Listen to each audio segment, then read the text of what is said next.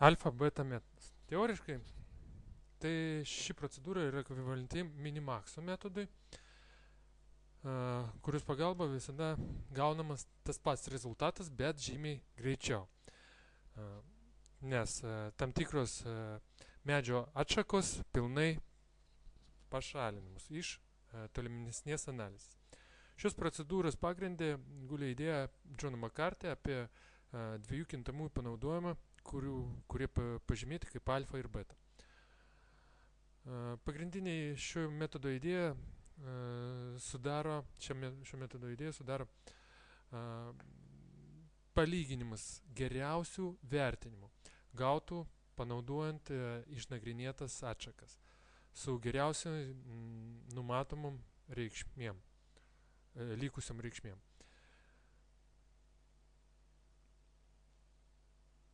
Galima parodyti, kad tam tikrom sąlygom kai kurie skaičiavimai yra nereikalingi. Tai yra, šis metodas parodo minimax. Šiame paveikslėlėje mes matome poziciją A, kuri pilnai išanalizuota ir rasta jos reikšmė, vertinimo reikšmė alfa. Tarkim, kad vienas ėjimas iš pozicijos Y priveda prie pozicijos Z, vertinant kurią pagal minimaxo metodą lygi Z mažuoja. Tarkim, kad Z mažiau arba lygu už alfa. Po Z šakos analizės, mazgo analizės, teisinga sakyti, kad santykis Y mažiau arba lygu už Z, Z mažiau arba lygu už alfa ir alfa mažiau arba lygu už S.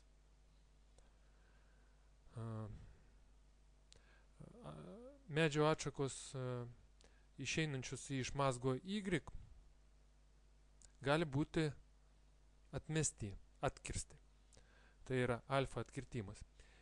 Jei mes norim nusileisti iki mazgo Z, gulinčio tam tikrom lygyje ir priklausantis tai pačiai pusiai, kad kaip ir lygis S, tai būtina įvertinti minimax reikšmė beta. Beta minimax reikšmė, kuri gaunama priešinko įėjimuose. Beta tipo atkirtimą galima įvykdyti visą laiką tuo metu, kai vertinta pozicija atsiradusi po priešinko įėjimo ir viršinti reikšmę beta. Paieškos algoritmas kūrimas taip, kad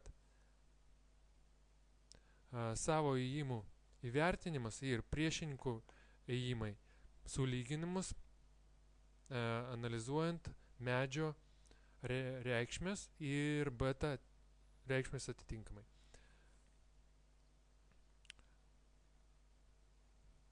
Pradžioje šiom reikšmėm alfa ir beta priskiriamas reikšmės plus begalybė ir minus begalybė. O vėliau judant pagal medžio atšakas randamos įvertinamos pozicijos pradinės ir randamas geriausias įėjimas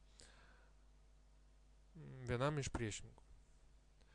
Alfa, beta taisyklių skaičiavimas šiame procese rekomenduojamas sekantis. Prie max viršūnės reikšmė lygi didžiausiai šiuo momentu reikšmiai tarp galutinai grąžintų reikšmių, jos dukterinėms viršūnėms. Pas min viršūnėse reikšmė beta lygi mažiausių šiuo momentu reikšmiai tarp galutinai grąžintų reikšmių jos dukterinėms viršūnėms. Paieškos baigimo taisyklės. Pirma, galima nevykdyti paiešką medyje, kuris augo iš min viršūnės, iš bet kurios min viršūnės, prie kurios reikšmė b neviršia reikšmių visų reikšmių jos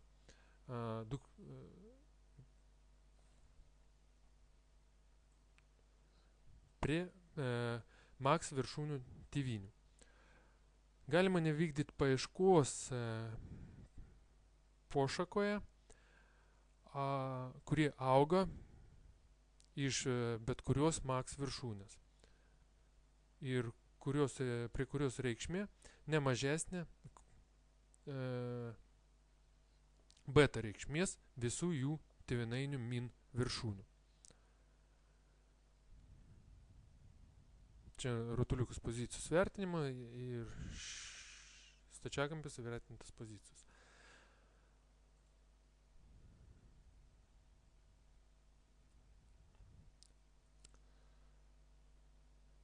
Na, kol kas praleiskim šią skaidrę, perėsim prie sekančių skaidrių. Alfa beta algoritmą. Dar kartą akcentuojam, kad alfa minus begalybė, beta plus begalybė, pirmas žingsnis maksimalus ir toliau šis ženklas minimalus reikšmės vertinimas beta. Taigi, atskleidus minimalius a reiškia alfa minus begalybė ir atskleidus pirmą šaką gaunam skaičių 3, tai mūsų atveju reikšmė 3, toliau atskleidus gaunam 12 ir sekančią atskleidus, tai yra va šitos šakos, tai tarkim A šaka, gaunam reikšmę 8.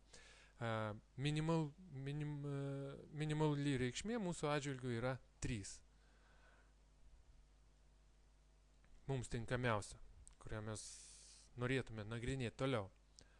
Taigi, toliau. Antrą atšaką nagrinėjom. Reiškia, alfa pas mus jau 3 galima, kurią mes judėtume ir nagrinėjom. Reiškia, pirmą radom skaičių 2. Beta reiškia, minimalius žingsnis mūsų atveju. Toliau mes nenagrinėjom, nes šitas žingsnis mums dar blogesnis negu A variantas, tarkim B. Reiškia, alfa šiuo atveju didesnė už beta. Taigi nenagrinėjom, jei alfa didesnė už beta. Negrįžta reikšmė. Ir C, tarkim. Ne? C. Pirmas iš variantų įėjimo priešininko 14 mūsų atžvilgių. Tai yra antras variantas 5 ir trečias 2. Taigi vėlgi šis ėjimo C medžių atšaka irgi mums netinkamas. Todėl mes pasirinktume šitą variantą.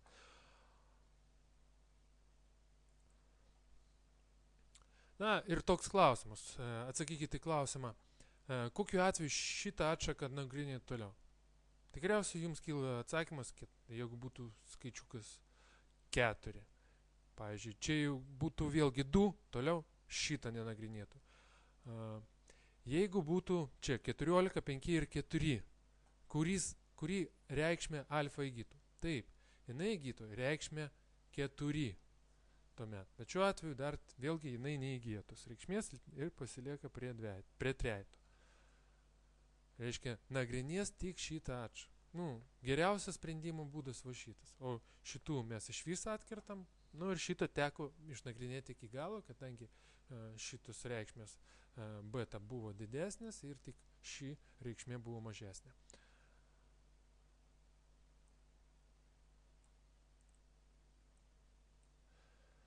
Kiekviena paieškos užduotį būsino erdvė gali būti aprašyta 3 elementais. S pradinė būsino aibė, F būsenas transformuojančių operatorių aibė ir G tikslo būsino aibė.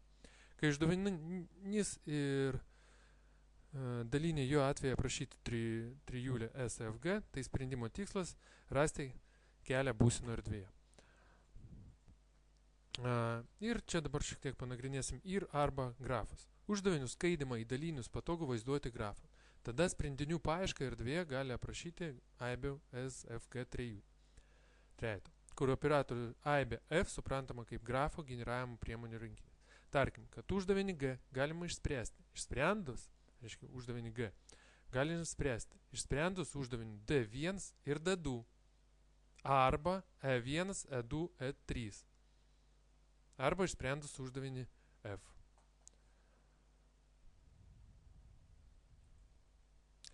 Na ir vienas iš būdų, kada būtina išskaidyti uždavinį į dalinius. Tai uždavinio skaidimo operatoriai realizuoja įvairius integravimo taisyklėmis. Ne? Pavyzdžiui, integravimas dalimis, funkcijų sumos integravimas ir kita.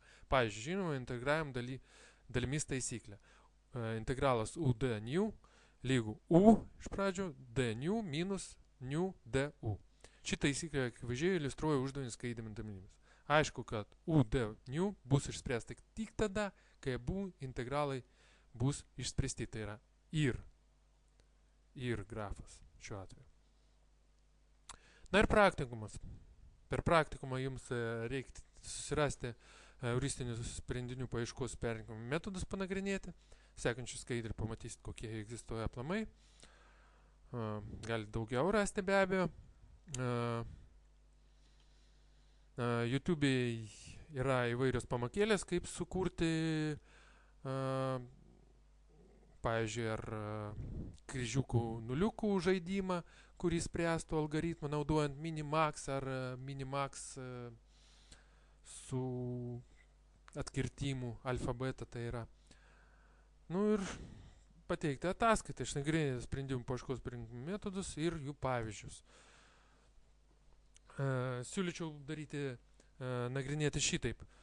Pirmiausiai, susirasti kažkokį uždavinį ir, pavyzdžiui, tą patį kryžiukų nuliukų sprendžiam dviem būdais ir pažiūrėti sprendimo laiką užfiksuoti. Taigi, kažkoks teorinis aprašymas bus šablonas, taip. Tam tikras teorinis aprašymas, įžanginė dalis, pagrindinė dalis, kažkoks gali būti kodas.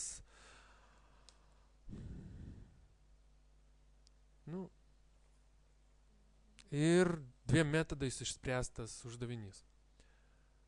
Taigi, praktikumų kokios galimos temos. Klasikinių grafų teorijos uždavinių euristikos metodas, godėjai algoritmai, įvairių sprendinių perrinkimo metodų, tikimybių skirstinių modeliavimas, modeliuojamo atkaitinimo metodas, parametrų tyrimas ir taikymas, kiti panašus algoritmai, algoritmai su atmintimi, paieška su draudimais, taikymai įvairiems optimizavimo uždaviniams, algoritmai operuojantis sprendinių populiaciją, išbarstytojų paieška, genetinė algoritmai, tyrimas ir taikymas, skruzdžių kolonijų optimizavimo algoritmai, modeliavimas, tyrimai, taikymas, kiti įvairių dalelių spėčių algoritmai, įvairių kombinatorinio optimizavimo uždavinių pavyzdžiai ir algoritmų tyrimai ir taikymai šiem uždaviniams spręsti. Planavimo, tvarkaraščių uždaviniai. Na ir kiti, kokius jūs rasit. Iš pradžių teoriškai pasižiūrėkit, kokie yra, paskui YouTube'e pasižiūrėkit, galbūt programavimą, jeigu kažko suprogramuosit arba pateiksit pavyzdį ir pateiksit rezultato, tai jau čia maksimalus galimas balas, o plačiau jūs pažiūrėsit vertinimo lentelę. Šiek tiek literatūros įdėjau, bet, kaip sakiau, Tamulino, intelektualių sistemų modeliavimas pagrindinė būtų, visą kitą jūs galite internete rasti. Taigi, dėkui už dalyvavimą, iki sekančio karto.